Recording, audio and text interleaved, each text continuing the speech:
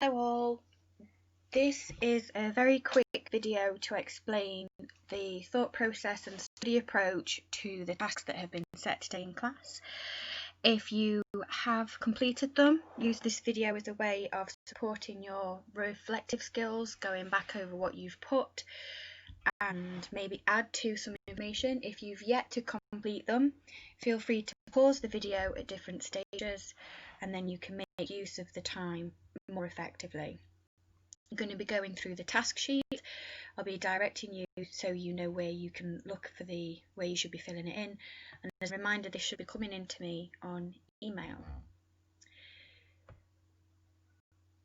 So this is what your task sheet looked like for today. This is called your learning pad, and for the majority of your unseen poem analysis that you'll be looking at as part of AQA, this is the layout that I will be using. It covers all of your assessment objectives. As you can see, these are identified at most points. So you've got AO5 in the top corner. AO5 is also covered by the different types of love. AO1 is your ability to write, so at the end of each PowerPoint I ask you to make a response. That's where that will be marked.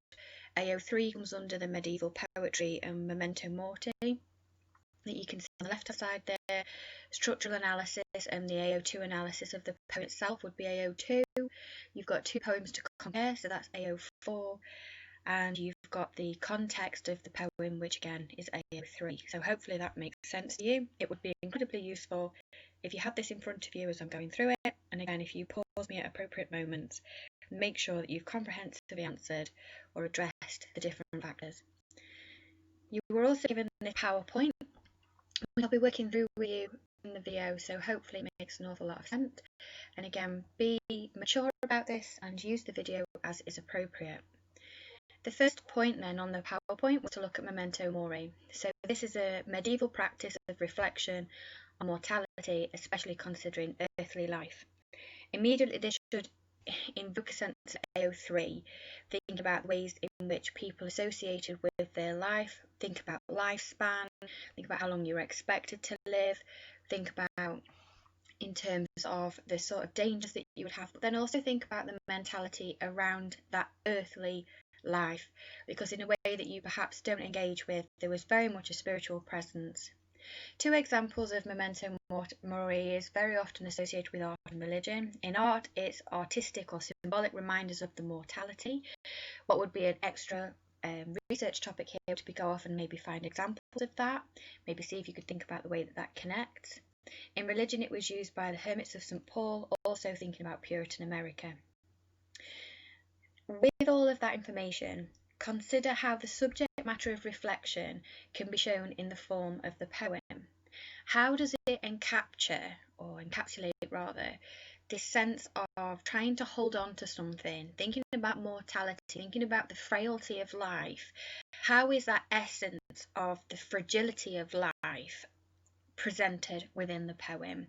How is it delved into? Is it something that preoccupies the poet? Does he celebrate? Is he sorrowful? This is the sort of ideas that you needed to explore for Memento Mori.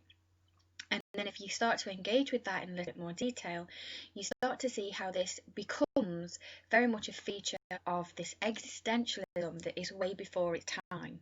If you were given an exam question that looks about the typicality of questioning life's practices, even in medieval poetry through Memento Mori, you then have that sense of wanting to have the answers. So mostly we associate that with postmodernists, but actually it's a thread that runs throughout time. So that's sort of where I wanted you to go for that task.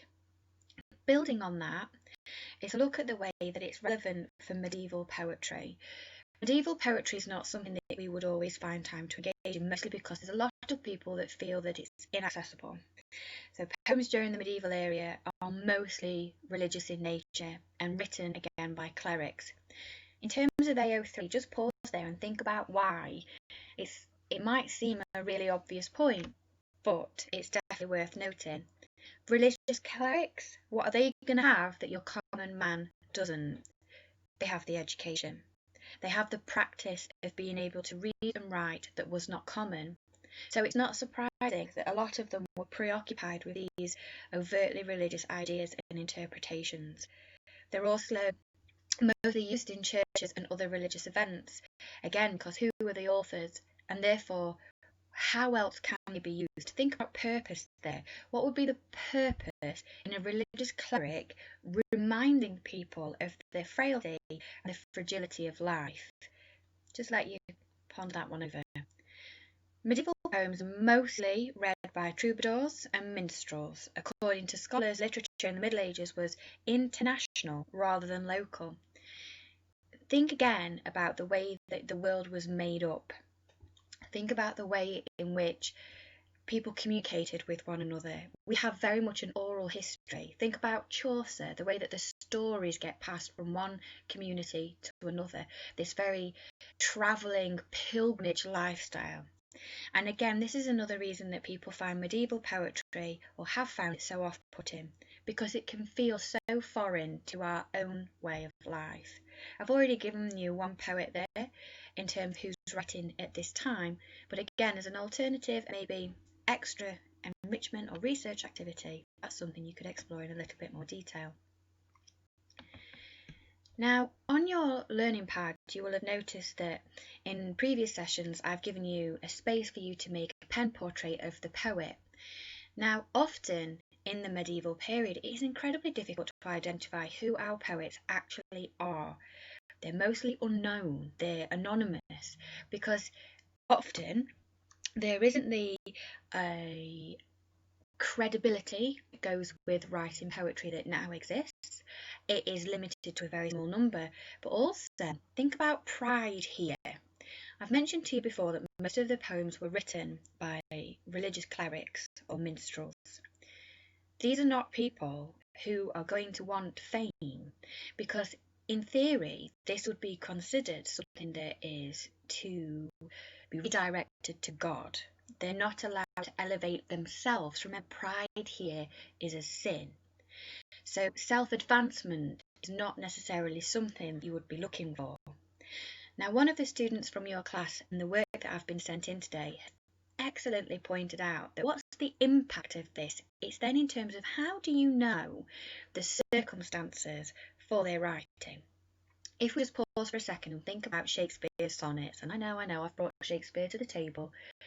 Think about the sonnet 116 that followed the death of Shakespeare's son, his only son. He had 2 daughters and 1 son.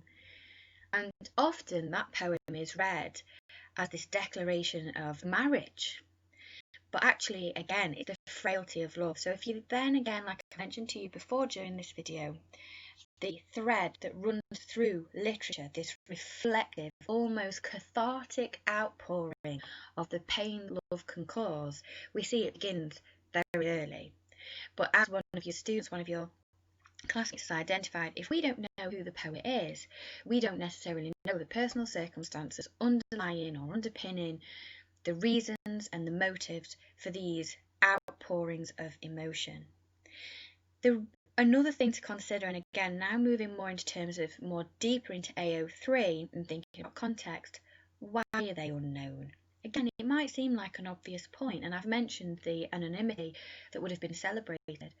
Think about how these poems would have been recorded. Think about at what point would things have been written down. And then again, you start to see some of the problems with understanding and really starting to appreciate these poems. The next part of the PowerPoint asked you to read the summary of the poem on the learning grid and then read the poem and annotate for AO2. Bear in mind with this poem that it's a lament for a lost child, and the spelling that maybe you're not familiar with have been put there up at the top. So road is our common day spelling would be ROAD rather than RODE, or cross, and ruth is a comparison. Someone who lacks compassion is described as ruthless. And again, this is where the students that study language as well can really start to see language change over time as well. So if we look very quickly at the poem, why have ye no ruth on my child? Have they ruth on me full of mourning? Take down, O road, my dearest child, or prick me, O the road of my darling. More pini me benidon, then let me live in sorrow and shame. As love bindeth to my son, so let us damn both the same. In that very short poem, and this is something we're going to look at in a moment, we start to see the frustration felt by the speaker.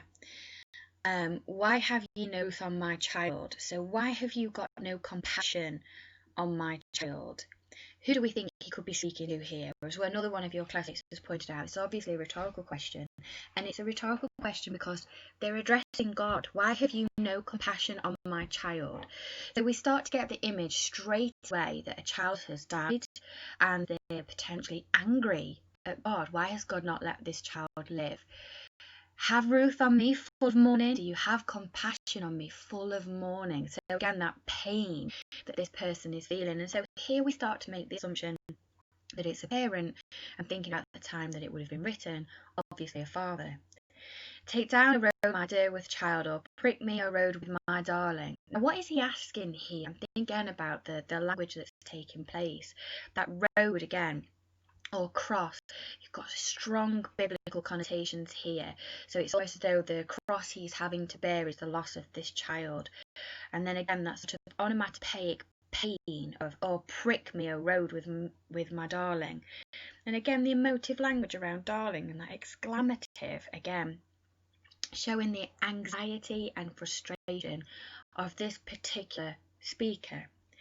By the end of the poem, he's essentially asking for the same fate as his child. He's asking to die with his child. And so again, we start to see the absolute destruction that's taking place at the loss of a child. Those are just some of the things that you would pull out in terms of AO2 for language. And we're going to come back to AO2 later on when we look at structure. The next element that I wanted you to think about were the different ways that love is being presented. Remember, for this component of your exam, for the Unseen Poetry module, it is all about the different variations of love.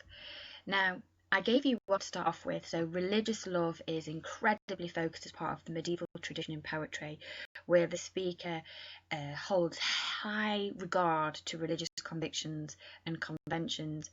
The second one is quite obviously thinking about family. So the pain that is caused to this parent is indicative of the emotion the parent felt for the child. Often people say the consequence of love is pain, because if you don't have it, it becomes painful. The third one, or a third one, that starts to get a little bit more complex. So you've got two really quite overt ones, but the higher grade students are going to start to push to think about maybe some alternatives. You could almost go with jealousy, that he's jealous, that he hasn't also died. He's jealous of the freedom that death brings. You could talk about the painful nature of love, because as we mentioned, he's full of mourning, and he's asking for this to be over, and he says, then let me live in sorrow and shame. You could almost then also talk about selfless love, the idea that he would give his own life for his child. So when you think about the theme of love, broaden it out. Don't limit yourself quite so much, and there's a lot that you can pull out. As I mentioned, we were going to come back to the structural analysis, because you must pay attention that AO2 is writer's techniques, and this particular poet didn't write a epic poem, didn't write a sonnet, didn't write in free verse, but kept it very, very short.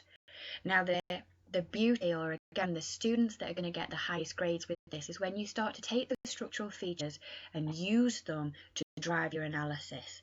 So for example, how far is this poem limited by its shortness? Well, it's limited because we only get a snapshot, very, very quick insight into the pain of this poet. However, again, the higher grade students here would start to suggest that it's almost as if the poet couldn't say anything more, that they were stunted by their pain, and that's why it's short. Maybe it's that it mirrored the shortness of the child's life. Maybe it mirrors the shortness of representation that the poet can use to explain his pain. Those are the points that I'm looking for in structural analysis. I don't want you to start with, it's a short poem, it's 8 lines long. That's a good start, but to push, how is that then symbolic? How does that then represent the main message of the poem? Look at the rhyme scheme as well. Is it A, B, A, does it have that sense of coupling?